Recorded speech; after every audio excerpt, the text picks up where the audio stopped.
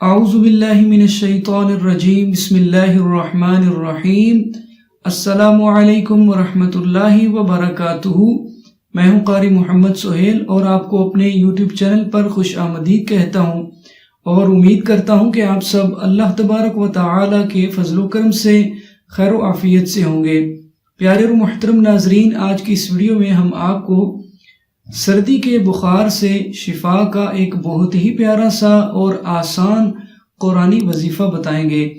اگر آپ کو گھر میں سے کسی کو بھی سردی کا بخار ہو، چاہے چھوٹے بچے کو بخار ہو یا بڑے کو ہو، تو آپ نے ہمارے بتائے ہوئے آج کے اس قرآنی وظیفے پر عمل کر لینا ہے۔ انشاءاللہ عز و جل اللہ تبارک و تعالی کے فضل و کرم سے اور اس قرآنی وظیفے کی برکت سے سردی کے بخار سے شفا مل جائے گی۔ تو اگر آپ کو بھی بخار ہو یا گھر میں سے کسی کو بھی بخار ہو تو آپ نے اس وظیفے سے خود بھی فائدہ حاصل کرنا ہے اور ساتھ میں آپ نے ثواب کی نیت سے مسلمانوں کو فائدہ پہنچانے کی نیت سے اس وظیفے کو زیادہ سے زیادہ شیئر کر دینا ہے، کیونکہ سردی کا موسم ہے تو بہت سارے لوگ بیمار ہو رہے ہیں، سردی کے بخار میں مبتلا ہو رہے ہیں، زیادہ تر بچوں کو سردی کا بخار ہو رہا ہے۔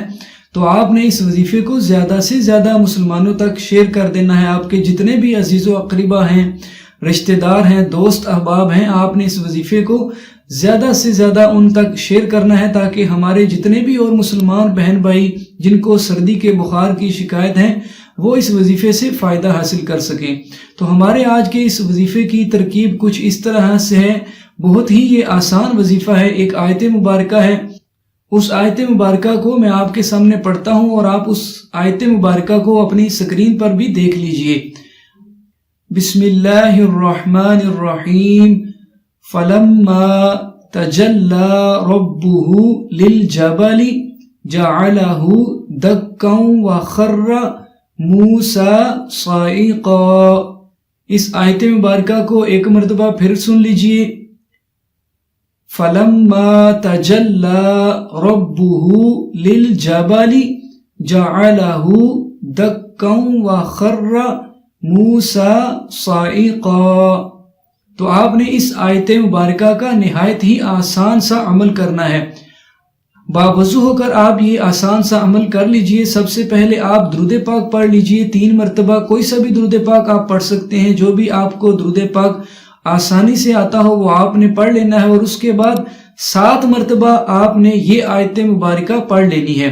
7 مرتبہ آپ نے اس آیت مبارکہ کو پڑھ کر اور اس کے بعد آخر میں دوبارہ 3 مرتبہ درود پاک پڑھ لینا ہے۔ جب آپ یہ آسان سا عمل مکمل کر لیں اور اس کے بعد آپ نے پانی پر دم کر لینا ہے۔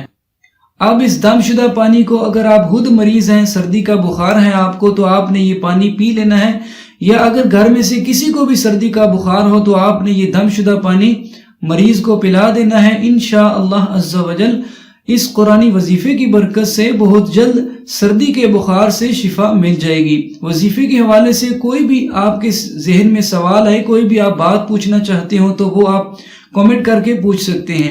جب آپ یقین کے ساتھ اور اللہ تبارک و تعالی کی رحمت سے با امید ہو کر یہ قرآنی عمل کریں گے تو آپ کو اس وظیفے کا، اس قرآنی عمل کا ضرور فائدہ حاصل ہوگا۔